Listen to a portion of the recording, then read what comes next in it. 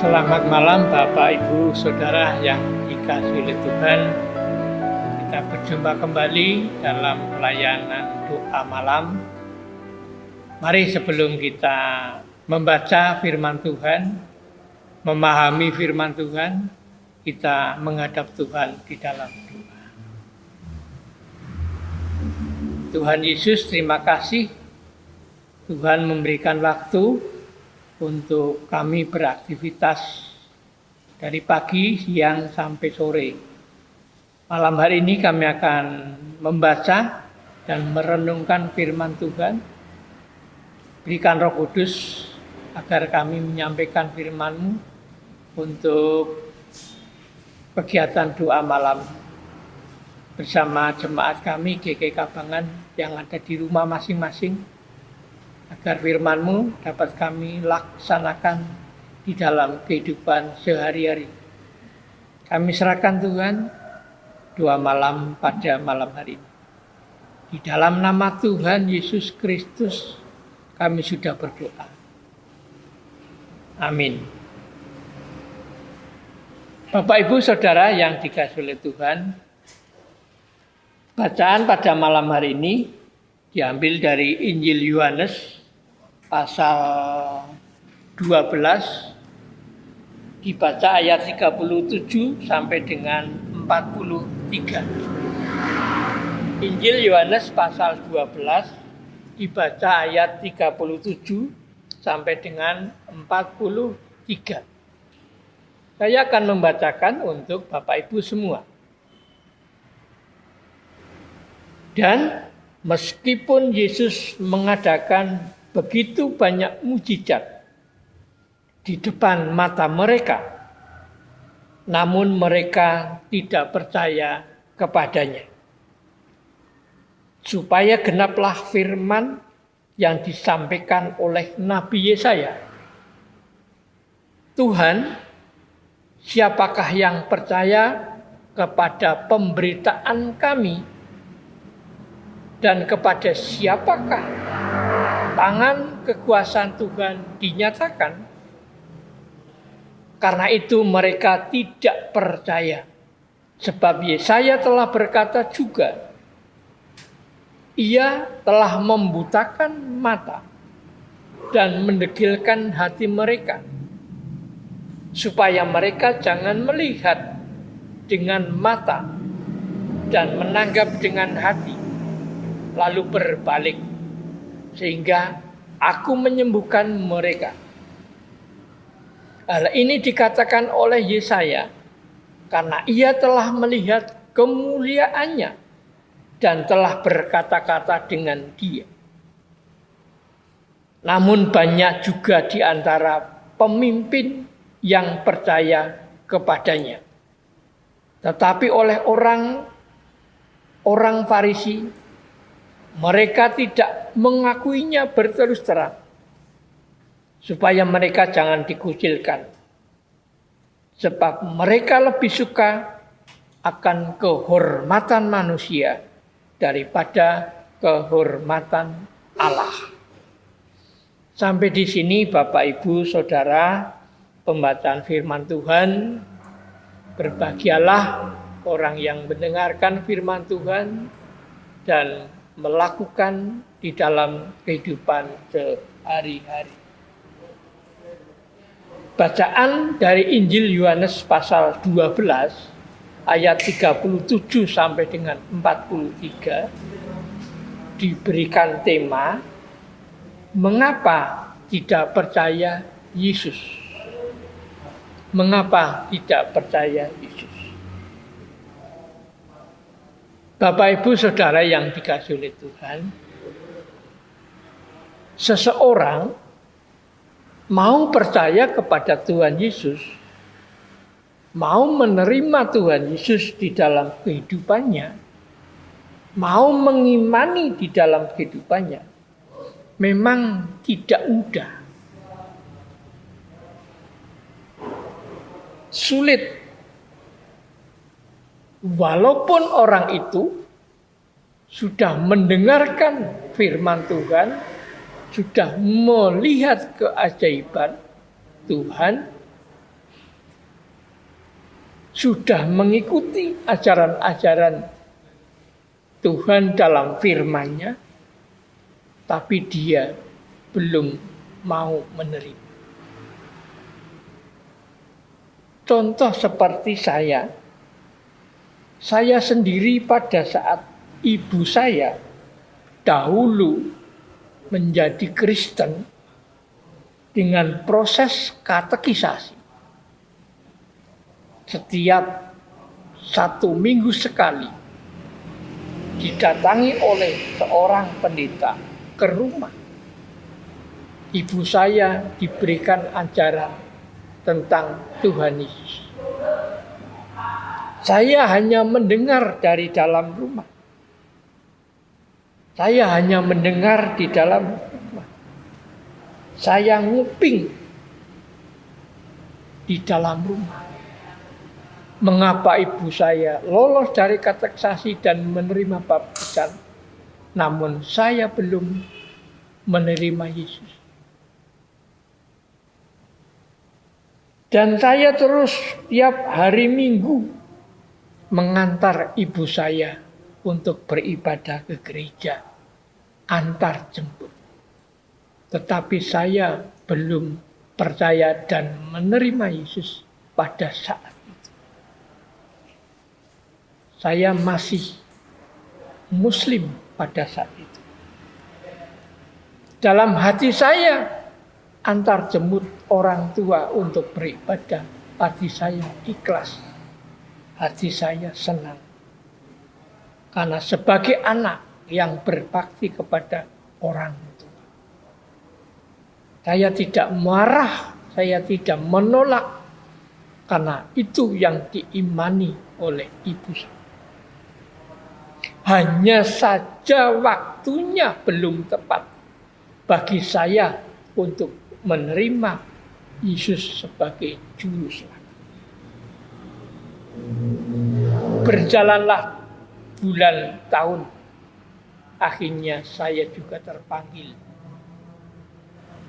Bukan karena saya menerima penglihatan, bukan karena saya dihadiri oleh Tuhan, hanya saya menemukan di dalam kitab suci saya waktu itu. Sampai sekarang saya menerima Tuhan Yesus dan mengiman. Bapak Ibu Saudara yang dikasihi oleh Tuhan, di dalam bacaan Injil Yohanes pasal 20 ayat 37 sampai dengan 43 diceritakan bahwa Tuhan Yesus telah mengadakan begitu banyak mukjizat di depan orang-orang Yahudi, tetapi mereka belum percaya kepada Tuhan Yesus. Bahkan nubuat Nabi Yesaya dalam ayat 40. Ia telah membutakan mata dan mendegilkan hati mereka, supaya mereka jangan melihat dengan mata dan menanggap dengan hati, lalu berbalik sehingga aku menyembuhkan mereka. Nabi Yesaya nubuatnya, dia akan menyelamatkan dan menyembuhkan mereka. Sudah membutakan mata, mendegilkan hati, tapi orang-orang Yahudi belum mau percaya dan menerima Tuhan Yesus. Di dalam ayat 42 dikatakan, namun banyak juga di antara pemimpin yang percaya kepadanya. Tetapi oleh orang-orang Farisi, mereka tidak mengakui berterus terang, supaya mereka jangan dikucilkan. Bayangkan Bapak Ibu, menerima Yesus dengan secara diam-diam hanya karena orang Farisi. Dia takut dikucilkan. Apakah selama itu orang akan tidak berterus terang? Tentu Tuhan Yesus akan membukakan hati pikiran kita agar kita berani untuk menunjukkan sebagai murid Tuhan Yesus. Mengapa? Alasan bagi mereka yang sudah percaya tetapi tidak terus terang. Hanya takut dikucilkan oleh orang-orang Farisi. Seperti saya dulu, setelah menerima Tuhan Yesus dan bertugas di kota Surakarta, setelah saya pulang kembali menengok orang tuanya, teman-teman sebayanya akhirnya juga menjauh karena tahu bahwa saya menjadi seorang Kristen. Apakah saya benci dengan teman? Tidak. Saya justru menunjukkan kepada mereka, saya tetap mengasihi. Saya tetap mengunjungi saat-saat saya pulang. Saya bukan berdialog tentang agama, tapi saya berdialog tentang bagaimana pekerjaan Anda, bagaimana kehidupan Anda saat ini. Bapak Ibu Saudara yang dikasihi oleh Tuhan, orang-orang Yahudi lebih suka menghormati orang-orang Farisi daripada kepada Tuhan Yesus. Saya percaya Bapak Ibu saat menerima Tuhan Yesus dan mengimani imannya sampai hari ini, pasti ada cerita yang berbeda. Bapak Ibu Saudara yang dikasihi oleh Tuhan, mari kita mewartakan Injil kepada orang lain. Menjadi seorang pengikut Kristus, kita mempunyai kewajiban untuk mewartakan Injil. Hormatilah Tuhan Allah dalam kehidupan kita sehari-hari. Hormatilah Tuhan Allah dalam kehidupan kita sehari-hari. Tuhan memberkati. Amin. Mari Bapak Ibu kita akan masuk di dalam doa. Terima kasih Tuhan Yesus. Malam hari ini Tuhan sudah berkenan hadir untuk memimpin hamba-Mu menyampaikan firman Tuhan dalam doa malam. Kiranya firman Tuhan menjadi kekuatan di dalam kehidupan kami sehari-hari. Jemaat Tuhan dan saya masih percaya dan mengimani Tuhan Yesus sebagai juru selamat kami yang hidup. Kami akan terus untuk mewartakan Injil dalam kehidupan kami di mana kami berada. Kami juga berdoa untuk saudara kami yang saat ini sedang mengalami sakit di rumah. Mohon Tuhan hadir. Kami berdoa untuk yang sakit, Tuhan hadir, Tuhan sembuhkan, Tuhan berikan kekuatan untuk saudara kami yang sakit di rumah agar menjadikan kuat dan sembuh karena pertolongan dan penyertaan Tuhan. Berkati keluarga yang selalu merawat, yang selalu membimbing, kiranya Tuhan memberkati dengan kesehatan.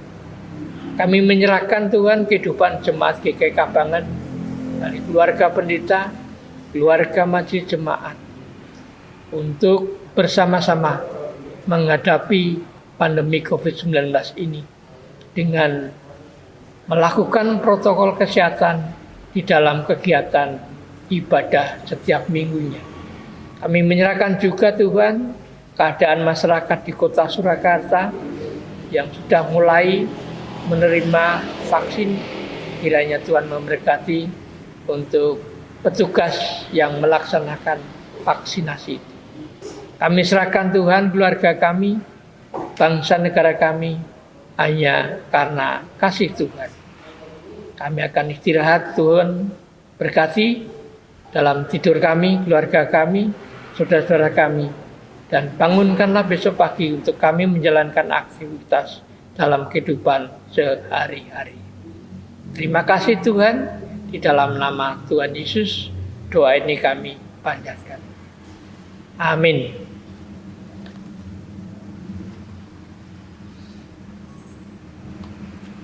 Itu untuk 24 Maret. Pak.